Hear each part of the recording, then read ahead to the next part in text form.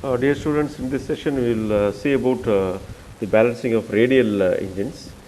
Generally, this radial engine and V engines are balanced. Use the direct and reverse crank method for balancing problems. And here, this shows a radial engine where we will consider a point C, or we can say that it's a crank pin. Under this hose is a crank, under this PC is the connecting rod, and this is the line of stroke, because for the rotational movement of this crank we will have this slider or the piston move in horizontal direction. So we will consider this OC as the direct crank and this OC dash as the reverse crank, and let this rotates with an angular velocity omega radian per second, and at any instant the crank angle would be theta, and this is also for reverse crank also. See here, as I already told you, the method of direct and reverse crank is used for balancing of radial and V engines, in which the connecting rods are connected to a common crank. So this connecting rod is connected to a common crank. Since the plane of the rotation of the various cranks is same, here also the all the rotation of the cranks, both the direct and reverse crank, are in the same plane. In the case of this radial or V engine, there is no unbalanced primary or secondary couple. So this is what we know, that the centrifugal, but actually no that is what you said.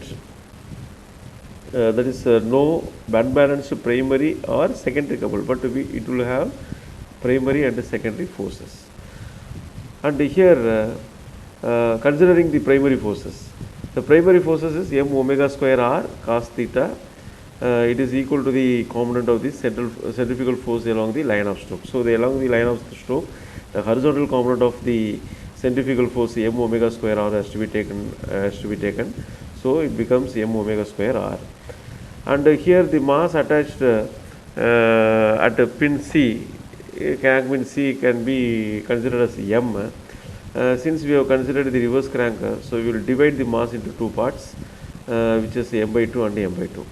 Thus, the primary direct and the reverse crank will have the centrifugal force m by 2 omega square r, and again along the line of stroke, this component of the centrifugal force would be on the primary direct crank would be m by 2 omega square r cos theta, and on the primary reverse crank the same thing, m by 2 omega square r cos theta. So when you add these two, that will give you the total component of the centrifugal force along the line of stroke. So that gives you m omega square r cos theta, which is nothing but the primary force acting on this radial engine.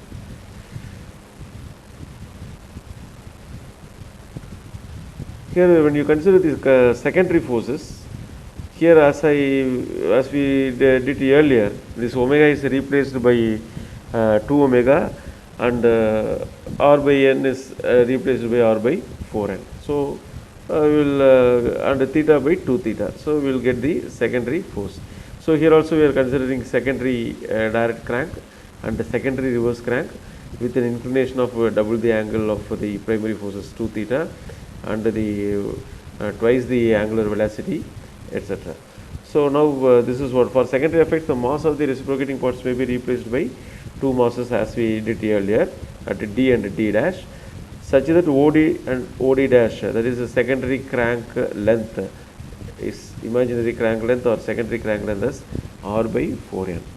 So this crank OD is the direct secondary direct crank and rotates at 2 omega radian per second, as I told you earlier.